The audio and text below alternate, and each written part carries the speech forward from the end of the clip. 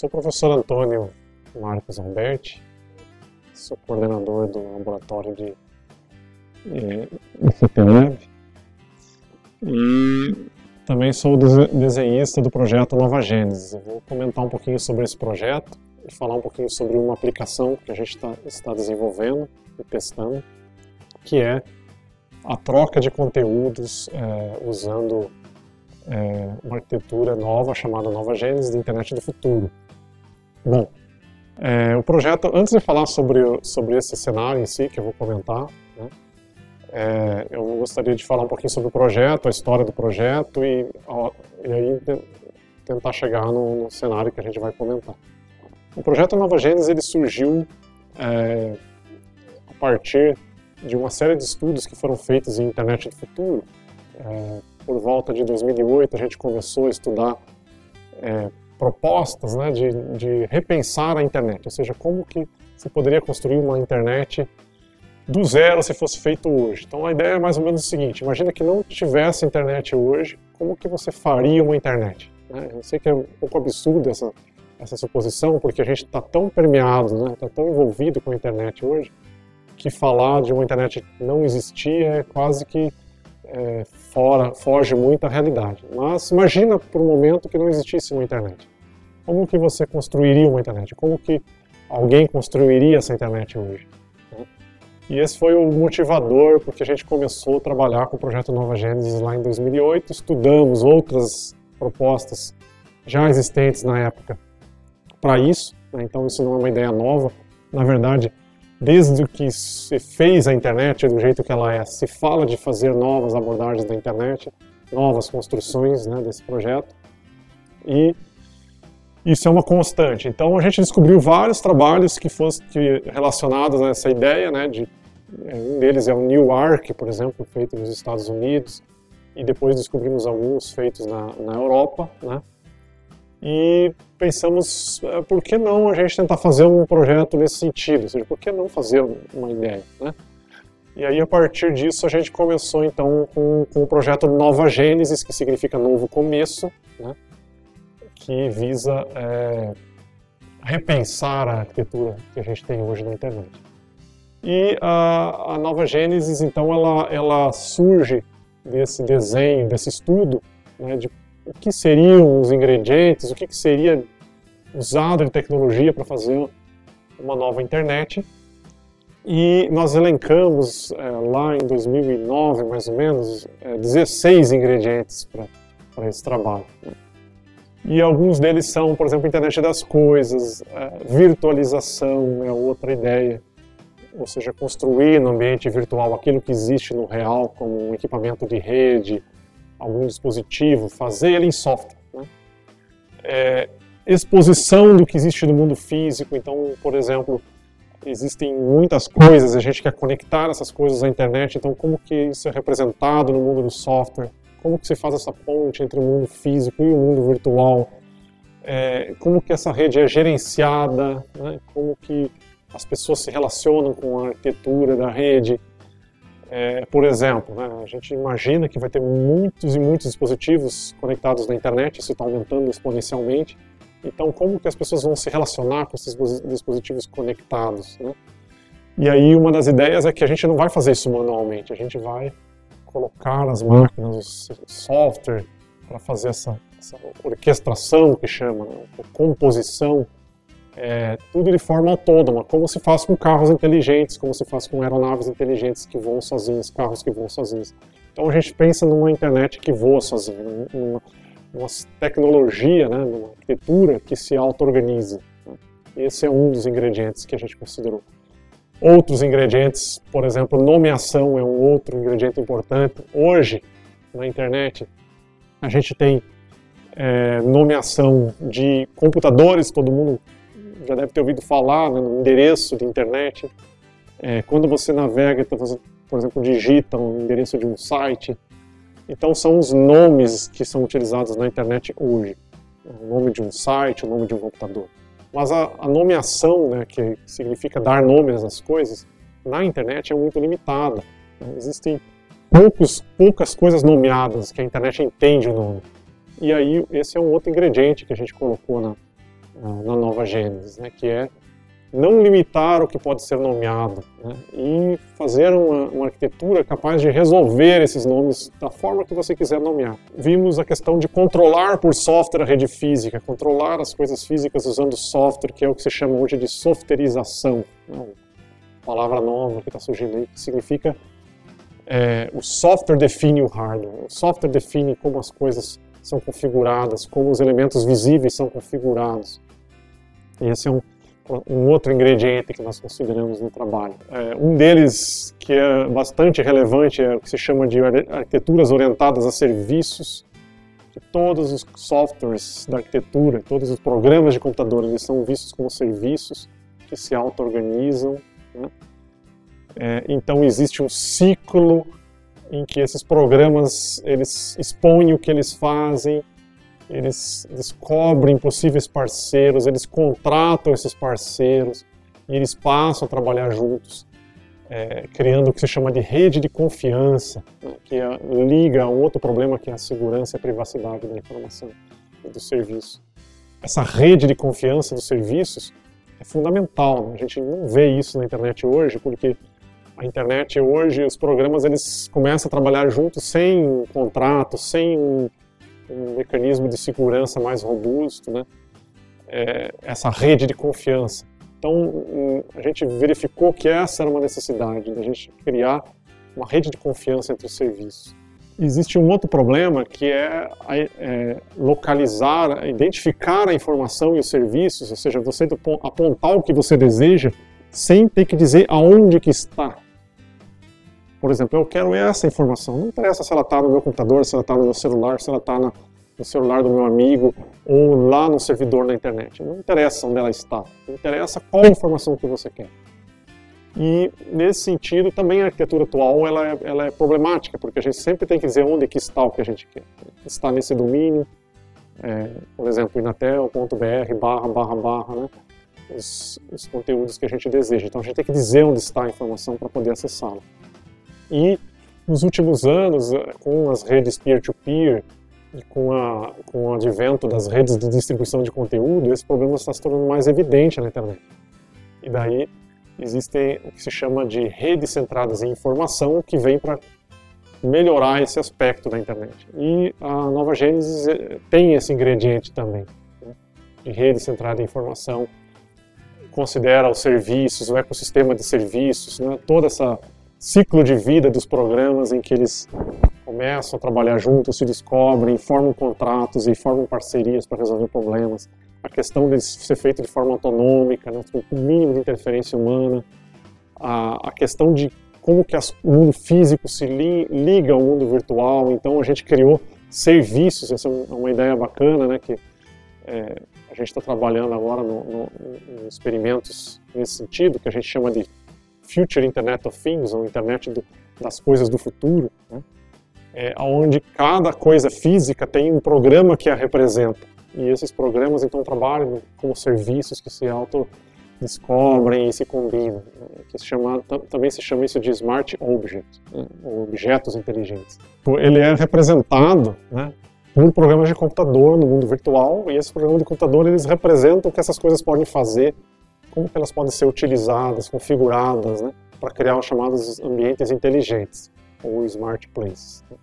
Então a gente criou um conjunto de programas de computador, para cada coisa ou conjunto de coisas, a gente criou um programa de computador que representa essas coisas na forma de serviço. E aí, esse programa ele vende o que aquela coisa é capaz de fazer. Então, por exemplo, um rádio, o que ele é capaz de fazer? Comunicação.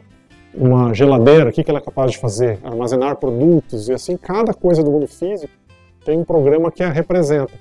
E esses programas, eles trabalham de forma autônoma, né? Então, organizando como que as coisas são configuradas, como que o mundo físico é representado no mundo virtual e como que tudo isso é organizado de forma com o mínimo de interferência humana. Bom, então, considerando esses 16 ingredientes, eu não vou falar de todos porque assim demoraria muito, né? A partir desses ingredientes, a gente começou a desenhar uma arquitetura que pudesse representar essa nossa ideia, pudesse implementar essa ideia, né, na forma de programas de computador.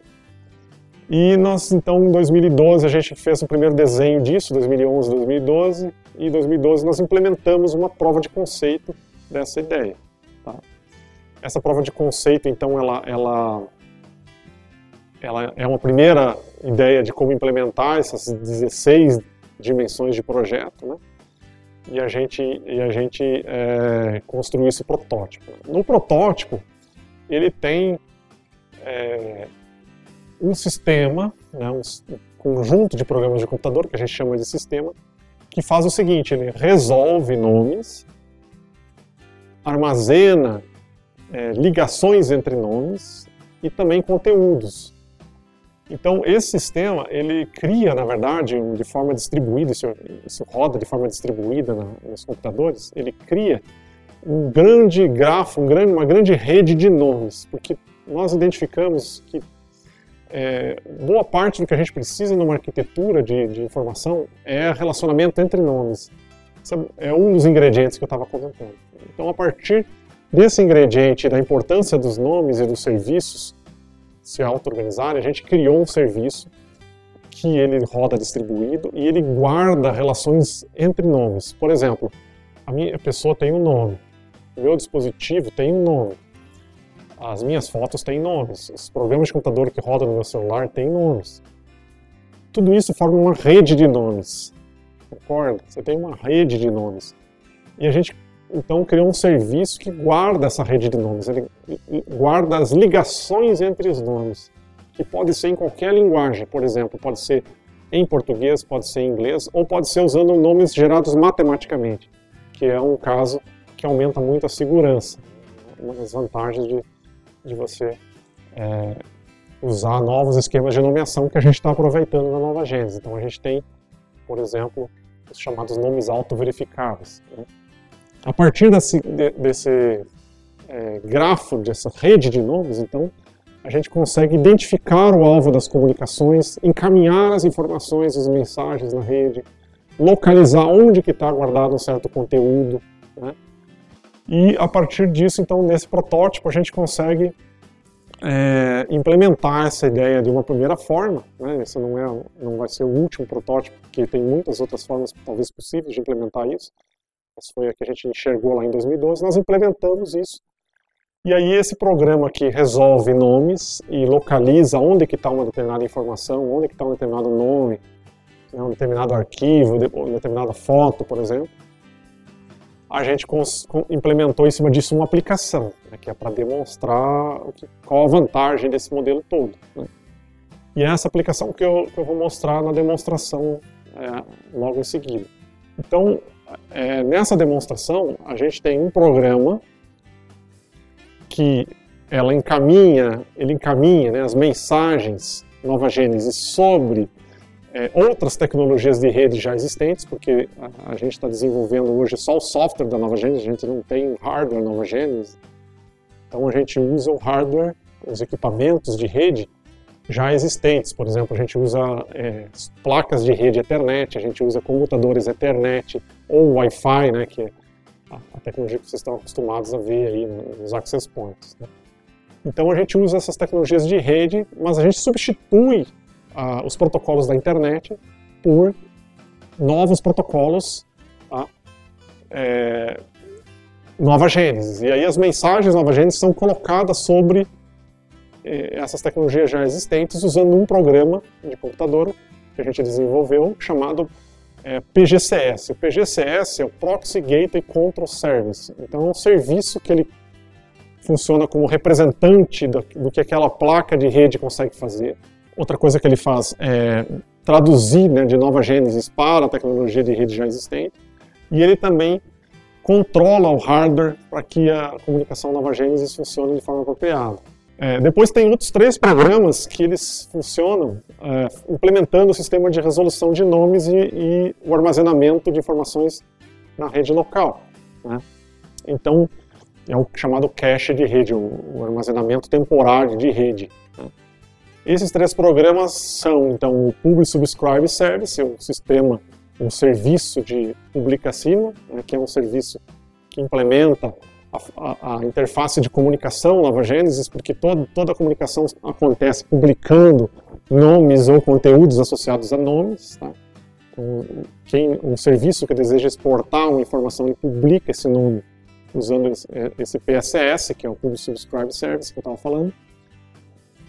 E a partir daí tem mais dois programas, o GIRS e o HTS, que eles guardam o que foi publicado. Eles servem para encontrar o lugar onde isso vai ser armazenado temporariamente.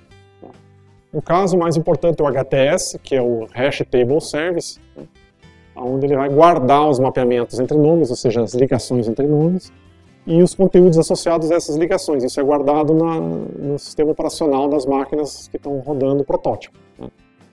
E aí o demo que eu vou fazer, ele faz o seguinte, ele vai então ligar esses programas todos, preparar um core, né, um núcleo de programas Nova Gênesis, tá?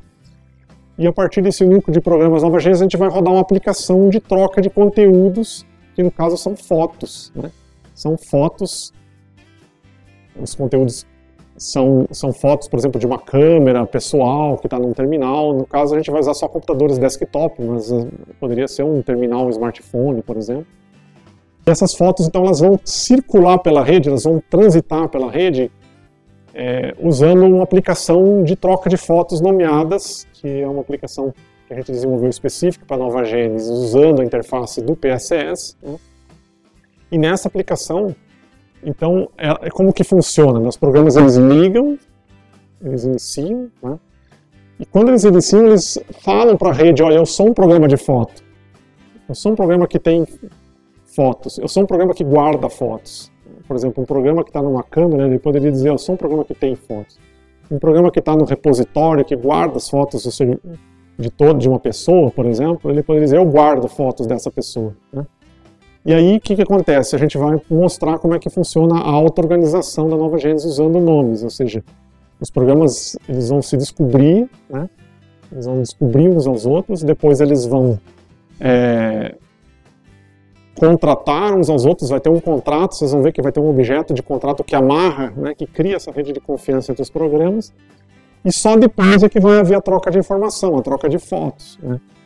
E todas as fotos que são trocadas, ele já segue o modelo de comunicação Nova Gênesis, que é esse pub-sub, né, publica-assina que eu estava falando. Então o serviço que tem a foto, ele publica a foto para o serviço que vai guardar, que é o repositório. E aí eles trocam essas fotos sobre o guarda-chuva, sobre o suporte de um contrato pré-estabelecido, formando essa rede de confiança. E aí no final então da demonstração vocês vão ver que vai ter uma série de fotos transitando, todas elas são levadas dentro de mensagens Nova Gênesis sobre Ethernet, né? E com isso a gente demonstra essa construção, né, de serviços que se auto-organizam em torno de um significado, no caso é troque minhas fotos. Né? O problema que está se resolvendo é organize as minhas fotos para mim. Né? E esses programas eles são iniciados levando em conta o que se tem que fazer, eles se descobrem, estabelecem contrato e trocam as fotos depois. Com isso a gente consegue ver também a troca de conteúdos nomeados, porque as informações elas transitam usando os nomes, né? Ou seja, esses nomes matemáticos que eu estava comentando.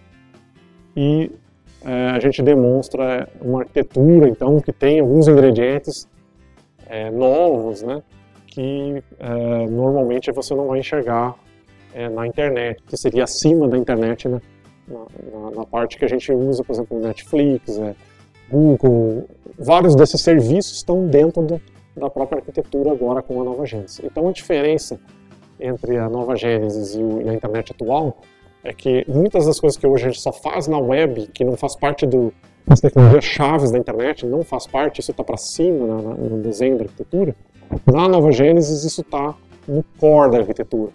Então esses serviços ficam mais simples, eles conseguem fazer coisa muito mais sofisticada com menos recurso do que se fosse o web. A gente já demonstrou algumas coisas nesse sentido, tem vários artigos publicados nesse sentido, que mostram que a Nova Gênesis consegue transportar conteúdos de uma forma mais eficaz, consegue organizar esses serviços e organizar a troca de informação com mais segurança. E também a gente já está aplicando isso para a internet das coisas, está aplicando isso para por exemplo, rádio cognitivo, que são redes que aprendem qual a melhor configuração do rádio, né? E a gente está também usando nesse sentido. Bom, obrigado. Então, na sequência, a gente vai ter aí a demonstração no laboratório. Até lá.